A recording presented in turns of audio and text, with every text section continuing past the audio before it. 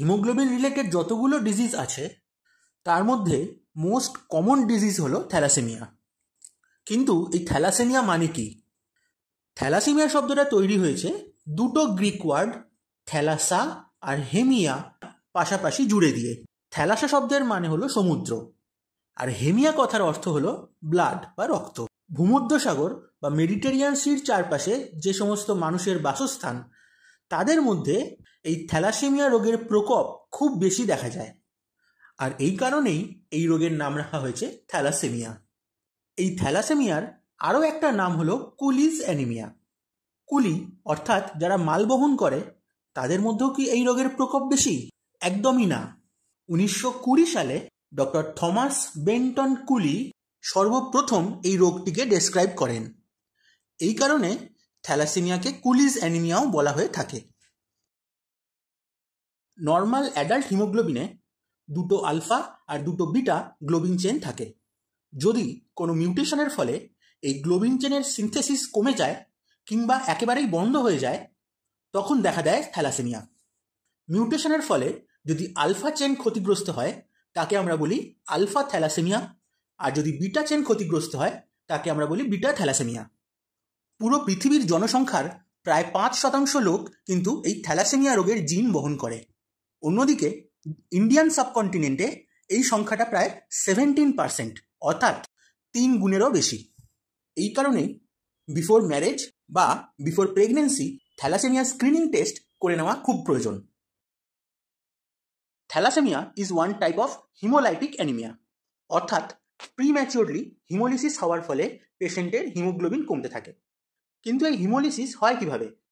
আগেই বলেছি থ্যালাসেমিয়াতে গ্লোবিন চেন সিনথেসিস কম হতে থাকে।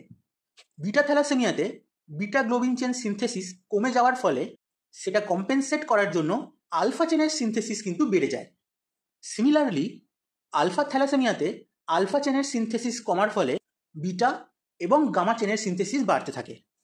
এই এক্সেস গ্লোবিন চেনস নিজেদের মধ্যে পলিমার তৈরি করে, আর এই পলিমারগুলো কিন্তু ওয়াটার ইনসলিউবল, তাই তারা আরবিসির মধ্যে প্রেসিপিটেট করে যায় আর আরবিসি মেমব্রেন ড্যামেজ করে দেয়। এর ফলেই প্রিম্যাচিওরলি হিমোলিসিস হতে থাকে আর পেশেন্টের হিমোগ্লোবিন কমতে থাকে। বিটা চেন সিনথেসিসের জন্য আমাদের 11 নম্বর ক্রোমোজোমে দুটো বিটা চেন থাকে। একজন নর্মাল পার্সনের এই জিনটাকে বিটা/বিটা এইভাবে লিখে প্রকাশ করা হয়। এবার মিউটেশনের ফলে কোনো জিন থেকে বিটা চেনের সিনথেসিস একদম বন্ধই হয়ে যায়, তাকে লেখা হয় বিটা 0। কিংবা এমন যদি কোনো মিউটেশন হয় যার ফলে বিটা চেনের সিনথেসিস কমে গেছে কিন্তু একদম 0 হয়ে যায়নি, অল্প পরিমাণ বিটা চেন তখনও সিনথেসিস হচ্ছে, এই ধরনের বিটা জিনকে বিটা প্লাস লিখে এক্সপ্রেস করা হয়। এবার কোনো পেশেন্টের দুটো বিটা জিনের মধ্যে দুটোই যদি ডিফেক্টিভ হয়, সেটা বিটা 0 ডিফেক্টিভ হোক কি বিটা প্লাস ডিফেক্টিভ, সেই পেশেন্টের হবে বিটা থ্যালাসেমিয়া মেজর। তাহলে বিটা থ্যালাসেমিয়া মেজরের জিনোটাইপগুলো কি কি? বিটা 0/বিটা 0, বিটা 0/বিটা প্লাস, অথবা বিটা প্লাস/বিটা প্লাস। এই ধরনের পেশেন্ট কিন্তু হয় ট্রান্সফিউশন ডিপেন্ডেন্ট, অর্থাৎ ব্লাড ট্রান্সফিউশন ছাড়া এদের বেঁচে থাকা প্রায় অসম্ভব। অন্যদিকে যদি কোনো পেশেন্টের একটা বিটা চেন নর্মাল থাকে আর একটা বিটা চেন ডিফেক্টিভ হয়, তাহলে তাকে আমরা বলে থাকি বিটা থ্যালাসেমিয়া মাইনর বা বিটা থ্যালাসেমিয়া ট্রেট অথবা beta thalassaemia carrier. Beta thalassaemia major পেশেন্টদের কম্পেনসেটারি গামা চেন বেশি সিনথেসিস হয় বলে তাদের রক্তে হিমোগ্লোবিন F এর পরিমাণ খুব বেশি থাকে। অন্যদিকে বিটা থ্যালাসেমিয়া মাইনর পেশেন্টদের ক্ষেত্রে ডেল্টা চেন সিনথেসিস বেশি হয়, তাই তাদের ব্লাডে হিমোগ্লোবিন A2 এর পরিমাণ বেশি দেখা যায়। বিটা থ্যালাসেমিয়া মেজর পেশেন্টদের ইউজুয়ালি সিভিয়ার অ্যানিমিয়া থাকে। হিমোগ্লোবিন থাকে <9 গ্রাম/ডেসিলিটার কিংবা তারও কম। হিমোগ্লোবিনের পরিমাণ এত কম থাকার জন্য বোন ম্যারো সেটা কম্পেনসেট করার জন্য বেশি পরিমাণ আরবিসি প্রোডাকশান করতে থাকে। আমাদের শরীরে ইউজুয়ালি স্কাল বোনস, ভার্টিব্রা আর পেলভিক বোন থেকে ব্লাড তৈরি হয়। এক্সেসিভ হিমাটোপয়েসিসের ফলে আমাদের স্কাল বা করোটির যে বোনস আছে সেই বোনসগুলো এনলার্জড আর ডিস্টর্টেড হয়ে যায়। এর ফলে পেশেন্টদের মুখের এক বিশেষ আদল লক্ষ্য করা যায়। একেই বলে থ্যালাসেমিয়া ফেসিস। এটা ক্লিনিক্যালি খুব ইম্পর্টেন্ট একটা সাইন এবং থ্যালাসেমিয়া ফেসিস দেখলেই কিন্তু থ্যালাসেমিয়া পেশেন্টকে দূর থেকেই ডায়াগনোস করা সম্ভব। এই ধরনের পেশেন্টের বোন ম্যারো ছাড়াও লিভার, স্প্লিন কিংবা খুব খারাপ কন্ডিশনে লিম্ফ নোড থেকেও কম্পেনসেটারি হিমাটোপয়েসিস হতে থাকে।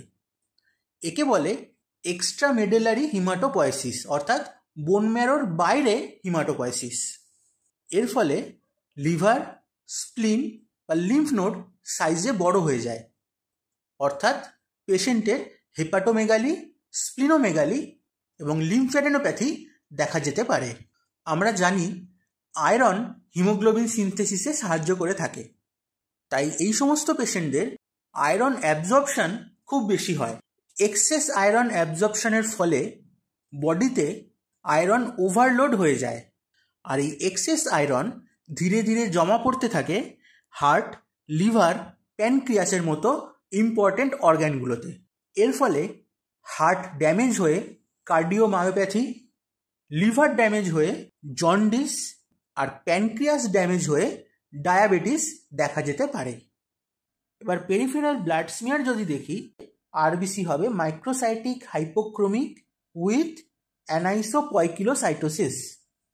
এই অ্যানাইসোপয়কিলোসাইটোসিস সম্পর্কে যদি ডিটেলসে জানতে হয় তাহলে আমার অ্যানাইসোসাইটোসিস আর পয়কিলোসাইটোসিস নিয়ে একটা স্পেশাল ভিডিও আছে, সেটা তোমরা এই চ্যানেলে দেখে নিতে পারো। অ্যানাইসোপয়কিলোসাইটোসিস ছাড়াও পেরিফেরাল ব্লাডে নিউক্লিয়েটেড আরবিসি বা এনআরবিসি কিন্তু দেখতে পাওয়া যাবে। বিটা থ্যালাসেমিয়া মাইনর বা বিটা থ্যালাসেমিয়া ট্রেট এর পেশেন্টরা ইউজুয়ালি অ্যাসিমটোম্যাটিক হয়। এরা নন ট্রান্সফিউশন ডিপেন্ডেন্ট, অর্থাৎ এদের ব্লাড ট্রান্সফিউশনও লাগে না। শুধু পেরিফেরাল ব্লাড স্মিয়ারেই বিটা থ্যালাসেমিয়া মেজরের মতো অ্যাবনর্মালিটি লক্ষ্য করা যায়, অর্থাৎ এদেরও RBC microcytic hypochromic with severe anisopoikilocytosis হয়ে থাকে। এছাড়া হিমোগ্লোবিন ইলেকট্রোফোরেসিসে হিমোগ্লোবিন A2 এর পরিমাণ বিটা থ্যালাসেমিয়া মাইনর পেশেন্টদের বেশি দেখতে পাওয়া যায়। আলফা চেন সিনথেসিসের জন্য আমাদের ক্রোমোজোম নাম্বার 16-এ টোটাল 4খানা আলফা জিন থাকে, আর নর্মাল আলফা জিনকে এক্সপ্রেস করা হয় alpha alpha slash alpha alpha এইভাবে লিখে। আলফা থ্যালাসেমিয়ার ডিফারেন্ট টাইপস আর তার ক্লিনিক্যাল ফিচার কেমন হবে তা ডিপেন্ড করে কতগুলো আলফা জিন ডিলিট হয়ে যাচ্ছে তার ওপর। অর্থাৎ যদি একটা আলফা জিন ডিলিট হয়ে যায় সেই পেশেন্টকে বলা হবে আলফা থ্যালাসেমিয়া সাইলেন্ট ক্যারিয়ার, আর এর জিনোটাইপ হয় dash alpha slash alpha alpha. এই সাইলেন্ট ক্যারিয়াররা ইউজুয়ালি অ্যাসিমটোম্যাটিক হয়ে থাকে। যদি দুটো আলফা জিন ডিলিট হয়ে যায় তখন এই পেশেন্টদের clinical feature beta thalassaemia minor পেশেন্টদের সাথে সিমিলার হয়ে যায়, অর্থাৎ ক্লিনিক্যালি এরা অ্যাসিমটোম্যাটিকই থাকে, কিন্তু পেরিফেরাল ব্লাড স্মিয়ারে থ্যালাসেমিয়া সাইন্স ধরা পড়তে থাকে, অর্থাৎ microcytic hypochromic anaemia with anisopoikilocytosis and nucleated RBC peripheral ব্লাডে পাওয়া যায়। এদের সাধারণত দু রকমের জিনোটাইপ হতে পারে, dash dash slash alpha alpha অথবা dash alpha slash dash alpha. Genotype যাই হোক না কেন পেশেন্টদের সাইন অ্যান্ড সিমটমস সিমিলার থাকে। যদি 3টে আলফা জিন ডিলিট হয়ে যায় সেই সমস্ত পেশেন্টদের কম্পেনসেটারি বিটা চেন সিনথেসিস শুরু হয়, আর এই excessive beta globin chain polymerization হয়ে প্রেসিপিটেট করে যায়।